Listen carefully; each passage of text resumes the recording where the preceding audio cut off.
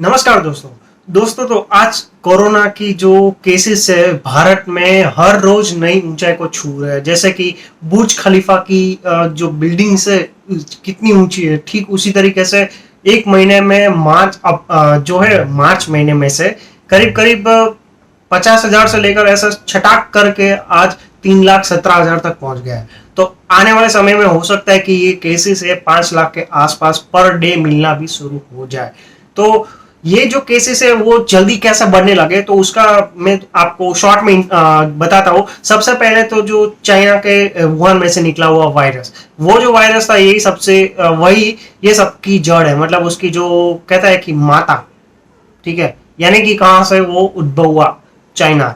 उसके बाद वो वेरिएंट यूके में गया, अफ्रीका में गया, वहां जाके वो वेरिएंट चेंज हो गया। यानी कि पहले सुनिए, मानिए कि उसके सिर पर एक सिंह था, फिर धीरे धीरे वो यूके में गया, वहां 2 हो गया, अफ्रीका में गया 3 हो गया, भारत में वापस आया 2021 में, वहां पे 5-6 इतने सिंह बढ़ते गए। तो ये जो है बढ़ते गए, उसके साथ साथ उसका जो जेनेटिक स्ट्रक्चर है वो भी बदलता गया, और उसके साथ साथ लोगों की परेशानी भी बढ़ती गई। अभी सिचुएशन ऐसी आई है कि करीब करीब भारत की जो 60 to 70% जो आबादी है, आई मीन जितनी भी कोरोना पॉजिटिव नंबर्स आ रहे हैं, उसमें से ज्यादातर ये नए वेरिएंट हो। तो उसको सबसे पहले ट्रैक कैसे किया जाए, तो उसके लिए है ना आरटीपीसीआर नामक टेस्ट है।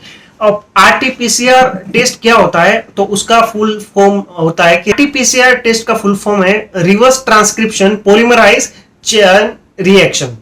तो ये जो आरटीपीसीआर टेस्ट है अभी मैंडेटरी किया है पिछले 1 महीने से सरकार ने, कि हर स्टेट में, कि भी आप जो है हर अपने अपने स्टेट में ये आरटीपीसीआर जो टेस्टिंग है उसकी नंबर ऑफ टेस्टिंग बढ़ाओ। क्योंकि पहले लोग क्या करते थे, पहले एंटीजन टेस्ट करते थे, यानी कि यूज एंड थ्रो किट वाला करते थे। एक बार यहाँ से नाक में से डाला, आपको देखते है या नहीं, देख के आपको बता देते। उसकी जो एक्यूरेसी है वो बहुत ही शंका के दायरे में आती थी, करीब करीब 50 से 50% एक्यूरेसी रहती थी। किंतु ये जो आरटीपीसीआर जो टेस्ट है वो इस तरीके का टेस्ट है कि जो कोरोना का जो डीएनए जो अंदर का जो बंधारण होता है उसको तोड़ फाड़ के चेक करते हैं कि आपके शरीर में कोरोना है या नहीं। तो ये आपको पहले बता देते हैं कि कोरोना का अंदर का जो स्ट्रक्चर होता है वो कैसा होता है। तो कोरोना बेसिकली आरएनए से बना हुआ होता है, और हमारा जो शरीर है वो डीएनए से बना होता है। मतलब मान लीजिए कि हमारे जो शरीर है वो 2 हेलिकल ऐसे ग्लू से बना होता है, और कोरोना का जो है वो 1 हेलिकल ग्लू से बना होता है, इस तरीके से। तो ये जो है वो उसको आरएनए वाली जो कोरोना है उसको मापने की या फिर उसको ट्रैक करने की हमारे पास कोई सिस्टम नहीं है, इंडिया में कोई टेक्नोलॉजी नहीं है, इवन बाहर भी नहीं है। तो उसको हम क्या कर सकते हैं कि भाई हमारा जो डीएनए है वो 2 हेलिकल ग्लू से ऐसे बना होता है, और ये कोरोना एक ऐसे बना होता है। तो क्या करते हैं कि इसको है ना इसका डुप्लीकेट बना देते हैं और इसे डबल बना देते हैं। तो ये हो गया डबल हेलिकल ग्लू वाला। तो ये डीएनए जैसा उसका स्ट्रक्चर हो गया। अब उसको क्या करते हैं कि रिवर्स ट्रांसक्रिप्शन करते हैं और डीएनए के स्वरूप में उसको ला देते हैं। तो हो गया कोरोना का जो डीएनए स्ट्रक्चर था वो मिल गया। अब उसको उसका जो सीटीआर वैल्यू जो होते हैं वो निकालने के लिए, मतलब कि मान लीजिए कि हमारे शरीर में यहाँ से जब आरटीपीसीआर टेस्ट करते हैं तो एक जो है उसका स्लाइस नाक में डालते हैं, ऐसे ऐसे ऐसे करके नाक में डाल देते हैं, और दूसरा होता है जीभ में से डालते हैं, यानी कि ऐसा करके वहां पे जीभ में से वो सैंपल्स निकालता है, यानी कि जो हमारी लिक्विड पार्ट होता है वहां से। तो ये दोनों टेस्टिंग वो करते हैं। अब इसके बाद सबसे बड़ी प्रक्रिया होती है कि वो जो टेस्टिंग में है ना, वो सीटी वैल्यू क्या होता है वो मैं आपको बताता हूँ। सीटी वैल्यू मतलब कि साइकिल जो है, सरल भाषा में साइकिल जो घुमाते हैं, तो वो घुमा के कितनी बार घुमाने से कोरोना मिल गया, तो ये जो होता है उसको बोलते हैं सीटी वैल्यू। सरल भाषा में आपको समझाते हैं कि मान लो कि एक मौसम्बी है, ये मौसम्बी को उसके जो कैन है, जूस बनाने का जो साधन है, मतलब मशीन है, उसमें ऊपर से डाल देते हैं, और उसका जो हैंडल है उसको हम घुमाते हैं। तो अगर एक बार घुमाते हैं तो उसमें से रस निकलता है? नहीं निकलेगा। 2 3 4 5 बार घुमाते हैं तो धीरे धीरे रस निकलता है। 6 7 बार निकालते हो तो पूरे का पूरा रस निकल जाता है। अब दूसरा आता है कि भाई इसकी मौसम्बी जो है उसकी जगह हम जो सेब को डालते हैं, सेब को डाल के ऐसे ऐसे 1 2 3 4 5 6 7 8 9 10 11 बार ऐसे ऐसे हम उसको 25 बार भी घुमाते हैं तो उसके बाद धीरे धीरे उसमें से जूस निकलता है। ठीक है, अब मान लो कि जो खजूर है, खजूर को उसमें डालते हैं और ऐसे ऐसे घुमाते घुमाते तो खजूर में से उसका निकलेगा रस? नहीं निकलेगा। तो ठीक उसी तरीके से कोरोना का जो सीटी वैल्यू है वो भी कहीं इसी तरीके से काम करता है। यानी कि एक स्टैंडर्ड मानांक ले लिया है कि भाई अगर 35 बार साइकिल घुमा है, ठीक है, रिवर्स चेन की, तो उसमें से अगर कोरोना डिटेक्ट नहीं होता है तो ये बंदे को कोरोना नहीं है, ऐसा मान लिया जाता है। हालांकि उसका ये हरगिज मतलब नहीं है कि वो कोरोना मुक्त हो चुका है। में भी ऐसा हो सकता है कि कोरोना उसके अंदर छुप गया हो और शुरुआत में दिखाई ना दिया हो, फिर 10 दिन के बाद धीरे धीरे वो दिखाई दिया हो। तो हो सकता है कि शुरुआत में एक बार घुमाने 35 बार घुमाने से पता नहीं चला और दूसरी बार जब जाते 10 दिन के बाद तो ऐसे 15-20 बार घुमाने से मिल गया। सो ये एक रिलेटिव इंडिकेटर है। अब मान लो कि कोई इंसान है, उसको सैंपल लेते हैं और उसकी जो एक साइकिल, 2 साइकिल चक्का घुमा के 3 साइकिल ऐसा करके 10 में आ जाता है कोरोना, तो उसका सीटी वैल्यू बोलते हैं 10। कोई बोलता है कि नहीं यार, मुझे तो ऐसे बहुत सारे 15-20 बार घुमाने पड़े, तो उसका सीटी वैल्यू 20 हो जाता है। 20 बार घुमाने से मिल जाता है तो उसका सीटी वैल्यू हो गया 20। तो ये रिलेटिव मानन दिखाता है कि भाई 15 वाला जो है वो भी सीटी कोरोना का पेशेंट है, जो उसमें जो है वो कोरोना के बहुत ज्यादा जो है रिप्लिकेशंस वो वहां पर मौजूद है। अब 35 वाला है, उसमें अगर 30 किसी का आता है तो उसमें कोरोना है किंतु मिल्ड कोरोना है। ठीक है, बहुत कम वायरस है ऐसा माना जाता है। अगर किसी का ऐसे 2-3 चक्का घुमा के आ गया तो उसके शरीर में बहुत कोरोना है। उसका जो सीटी वैल्यू अगर 2, 3, 4, 5 आता है तो मतलब वो बहुत सीरियस है, उसको हॉस्पिटलाइज होना पड़ेगा। किंतु आजकल हॉस्पिटलों में भी क्या होता है कि जगह ही नहीं है, और सोचिए होगी भी कैसे। हर रोज के 3 लाख केसेस आ रहे हैं पिछले एक हफ्ते से। अगर आप पिछले 15 दिनों की माने तो 15 दिनों में से हर रोज के तो 1 से 1.5 लाख केसेस आ रहे हैं। तो भारत में अब ऐसी कैपेसिटी नहीं रही है हॉस्पिटलों की भी कि भाई वो इतने सारे पेशेंटों को अंदर रोक सके। तो अब इसका समाधान है, हम खुद को ही निकालना पड़ेगा। तो हमें इसका समाधान कैसे निकाल सकता है? सबसे पहले तो जो भी लोग एलिजिबल है वो तुरंत ही वैक्सीन ले ले। अगर वैक्सीन ले लेते हैं तो आपका जो डेथ रेट है वो बहुत ही, मतलब जनरल डेथ रेट है वो बहुत ही कम हो जाएगा। और आपको अगर कोरोना होता भी है तो आपके बॉडी में आ भी जाता है तो वैक्सीन इतनी इफेक्टिव है कि उसको फाड़ के बोल देगी कि चल निकल जाए 2-3 दिन में, तो ऐसे निकल भी जाएगा, मतलब मर भी जाएगा और आप उसमें से बच भी जाएंगे।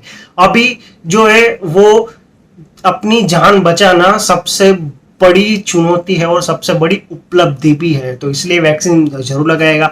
दूसरा, अगर किसी को कोरोना पॉजिटिव आता भी है तो उसको ऐसे घबराने की जरूरत नहीं है। अपने पास क्या जनरली कुछ साधन अपने पास रखने होते हैं। सबसे पहले तो पल्स मीटर आता है। जो पल्स मीटर आता है आजकल का, तो वो है ना 3 चीजें दिखाता रहता है। उसके SpO2 saturated pulse oxygen level. तो SpO2 है ना सबसे ज्यादा इंपॉर्टेंट है, वो है करीब करीब हमारे शरीर में 95 से ज्यादा होना चाहिए।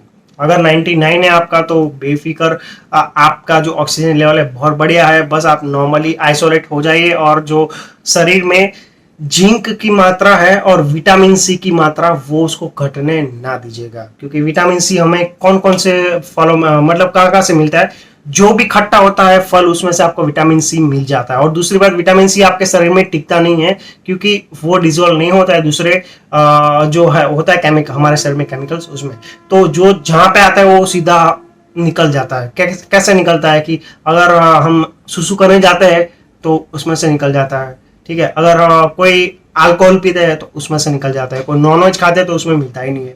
ठीक है, तो नेचुरली जो फल है वगैरह से उसमें मिलता है, जैसे मौसम्बी हुआ ना, फिर आंवला हुआ। सबसे ज्यादा आंवले में से विटामिन मिलता है। अभी अगर आंवले की सीजन नहीं है तो आप क्या कर सकते हैं कि ड्राई आंवला जो होता है वो ले सकते हैं, क्योंकि एक आंवले में है ना 7 मौसम्बी के बराबर विटामिन सी होता है। तो ऐसे आंख बंद करके खा जाइएगा तो उसे आप के शरीर में एनर्जी बनी रहेगी। दूसरा है जिंक। जिंक हमें कहाँ से मिलता है? कोई बात नहीं, दूध अपने घर में है ना, दूध और 2 घंटे में है ना आधे ग्लास जितना दूध को उबाल कर पी जाओ, कोई दिक्कत नहीं है। ये जो आपकी रेमेडीज है। दूसरा क्या है कि आप जो है घर में स्टीम बाथ ले सकते हैं। स्टीम बाथ मतलब कि क्या, एक गर्म पानी की एक बाउल लेना है, और एक जो छाल शॉल होती है, शॉल ऊपर रखकर ऐसे ऐसे स्टीम बाथ लेना है। और ये लेने से आपको क्या होगा, आपका जो श्वसन तंत्र है ना वो धीरे धीरे मजबूत होगा। तो ये बहुत ही कीजिएगा, इसको इग्नोर मत कीजिएगा। तीसरा वाला जो क्या है कि हमारा जो ये गला है, गले को हमेशा गर्म रखना है। तो गर्म कैसे रख सकते हैं, तो गर्म पानी में आप नमक डालिएगा और उसे पानी मुंह में डाल के उसके गिगेले कीजिएगा, ऐसे जीवन ऐसे छोटे छोटे बच्चे बहुत पहले करते थे। तो इस तरीके से ऐसे करना है, और पानी, गर्म पानी गले में रखना है, फिर उसको बाहर निकाल देना है। तो ऐसा करेंगे तो आपका जो ये पार्ट है ना, उसमें बेसिकली जो नमक डालते हैं तो क्षार ज्यादा होता है, मतलब सॉल्टी ज्यादा, ये क्षार वाला ज्यादा हो जाता है, सॉल्टी वाटर हो जाता है। तो उसकी वजह से यहाँ पे अगर कुछ भी इन्फेक्शन होगा ना, ऐसा मार के उसको भगा देगा। तो ये घर की रेमेडीज है। और चौथी, अगर किसी को सांस की लेने की प्रॉब्लम्स हो रही है घर पे, मेक श्योर कि आपका जो पल्स मीटर में ऑक्सीजन लेवल है ना वो 95 से ज्यादा ही हो। अगर इन केस 90 हो जाता है तो घबराने की जरूरत नहीं है। आपका जो कंसल्ट 104 नंबर पर कॉल करके आप कंसल्ट डॉक्टर से उसकी सलाह ले सकते हैं। और साथ साथ भी जो आप अपने घर में है ना, एक देसी रेमेडीज का इस्तेमाल कर सकते हैं। जैसा कि उसमें कपूर की गोटी होती है, और उसमें अजमा होता है, और पुदीना होता है, और इलायची होती है। ये चारों का मिश्रण करके आप ऐसे उसको सूंघ सकते हैं। ठीक है, मैं आपको, मेरे पास जो पोटली अभी थी, अभी मेरे पास है नहीं, वरना अभी आपको बता देता। इतनी छोटी सी ऐसी पोटली आती है, यानी कि कपड़े की जो है वो, उसको बना के उसमें चारों को मिक्स करके एक और से बांध के ऐसे सांस लेना है। तो ऐसे इससे आप काफी हल्का महसूस कर सकते हैं। तो ये हुआ पल्स ऑक्सीमीटर का जो काम होता है। दूसरा होता है कि जो हार्ट बीट रेट होती है, तो वो भी आपको उसमें दिखा देती है। तो इसका मतलब ये होता है कि आपकी जो हार्ट बीट है वो कितनी है। जनरली 80 से लेकर 90 या 100 के बीच में रहनी चाहिए आपकी। तो अगर ये भी इसके बीच में है तो आपको कोई प्रॉब्लम नहीं है। अगर कोई बोलता है कि मेरी 64 है, ठीक है, कोई दिक्कत नहीं। अगर कोई बोलता है मेरी 84 89 है, बहुत बढ़िया है, कोई दिक्कत नहीं है। ठीक है, तो ये दोनों को आपको संभाल के रखना है कि ये दोनों मैक्सिमम कर सकते हैं, क्योंकि आप, और तीसरी बात, मास्क लगाना कभी भी भूलना नहीं है। मास्क इतना ही जरूरी है जितना शरीर, आप बाहर घूमते हैं तो कपड़े पहन के निकलते हैं ना, नंगे तो ऐसे निकलते नहीं। तो इस तरीके से बाहर निकलते हैं या फिर घर में ही है, तो अगर किसी को पॉजिटिव आया हुआ है तो मास्क लगाना बहुत ही जरूरी है, ये कभी भी भूलना नहीं है। तीसरा जो पांचवा जो उसका रेमेडी ऑप्शंस आता है वो है कि नागरवेल का जो पान आता है, उसको बेटल लीव्स कहते हैं। तो बेटल लीव्स जो है उसमें नीलगिरी का पान, नीलगिरी का जो ऑयल आता है, खाने का ऑयल, उसका 4-5 बूंद जो होते हैं उसमें डालकर उसको सुबह दोपहर शाम तीनों समय उसको चबा के खा जाना है, और कुछ नहीं करना है। तो ये सब आप करेंगे, चबा के खाएंगे, तो क्या करेगा आपके शरीर में, नागरवेल के पान में नेचुरली इम्यूनिटी होती है। जैसे कि क्या होता है कि अगर हम किसी नेचुरली इम्यूनिटी बढ़ाने का कोई दवाई लेते हैं तो 500-600 रुपए की दवाई आती है मिनिमम, और ये आपको मिल जाता है 1 रुपए में एक पान। अब यार पान क्यों ले, 1 रुपए में वो कुछ नहीं करेगा, 500 रुपए वाली करेगी। हमारे दिमाग में ऐसा सेट कर दिया है। जबकि अगर भारत की अगर आप देखें तो भारत में भी ऐसी काफी सारी औषधियां हो रही है कि आप खुद इसका इस्तेमाल कर सकते हैं फ्री ऑफ कॉस्ट या तो नेग्लिजिबल कॉस्ट में, और आप खुद को रिकवर कर सकते हैं। तो ये नागरवेल का पान खाने का मत भूलिएगा। अगर आपको कोविड नेगेटिव, मतलब कोविड पॉजिटिव नहीं भी है और अपनी इम्यूनिटी बढ़ानी है, तो आप इसका सेवन जरूर कीजिएगा। तो ये उसमें से आपको जिंक भी मिलेगा, इम्यूनिटी पावर भी आपको बढ़ेगी। तो ये जो कुछ कुछ तरीके हैं आपको ध्यान में रखना होगा कि इसकी वजह से आप अपनी इम्यूनिटी स्ट्रॉन्ग अप कर सकते हैं। और जहां तक बात है कोरोना पॉजिटिव की, तो सबसे ज्यादा चेक क्या करना है कि शरीर में अगर कोई ऐसा सिम्टम्स दिखते हैं, जैसे कि पाँव में दर्द हो, या फिर सिर दर्द हो, या फिर बुखार आता हो 192 से ज्यादा हो, 2 से 5 दिन तक कंटिन्यूस बुखार आता है, तो ये सब जो साइंस है वो ये बताता है कि आप में एक सर में कुछ गड़बड़ है, वो सही नहीं है। तो कृपया हो सके तो नजदीक के डॉक्टर को कंसल्ट कीजिए। अगर हॉस्पिटल में जगह नहीं है तो घर में भी इस तरीके से व्यवस्था करें कि एटलीस्ट आपको सिलेंडर सांस लेने में तकलीफ ना हो। अगर ऐसा कुछ हो तो सिलेंडर का भी व्यवस्था कर सकते हैं। तो ये जो कोई है खास करके ये 5 जो मैंने आपको उपाय बताए, वो उपाय से हम ज्यादा से ज्यादा कोरोना से बच सकते हैं। तीसरा नेक्स्ट जो ऑप्शन आता है कि अगर आपके पास ऑप्शन आती है वैक्सीन लेने की, हालांकि 1 मई 2021 से तो ये जो है वैक्सीन आना शुरू ही हो जाएगा, सबको मिलना शुरू हो जाएगा, तो आप उसका इस्तेमाल कर सकते हैं और आंख बंद करके वैक्सीन ले सकते हैं। उसका रीजन ये है कि वैक्सीन लेने से आपके शरीर में कोरोना ही आता है। वैक्सीन जो है बेसिकली कोरोना की बनी हुई होती है, किंतु उसके पास क्या होता है कि ऐसा तलवार होती है, ऐसा तलवार से सामने वाला जो कोरोना होता है उसको ऐसे पटाख करके मार देती है, यानी कि वो कोरोना ही कोरोना को मारने का काम करती है। तो आप उसको आंख बंद करके वैक्सीन ले लीजिए, चाहे कोविड मतलब कोविशील्ड हो या फिर कोवैक्सीन हो, जो भी है, हैदराबाद वाले की हो या पुणे वाले की हो, कुछ भी वैक्सीन ले लीजिए। क्योंकि अभी आने वाले समय में क्या है, वैक्सीन की डिमांड भयानक बढ़ने वाली है। क्योंकि अभी जो है 49 साल के लोगों को ही, मतलब 45 प्लस के लोगों को ही मिलती थी, अब आ जाएगा 18 प्लस वाले लोगों को, यानी कि यूथ सारे सभी लोग उसमें आ जाएगा।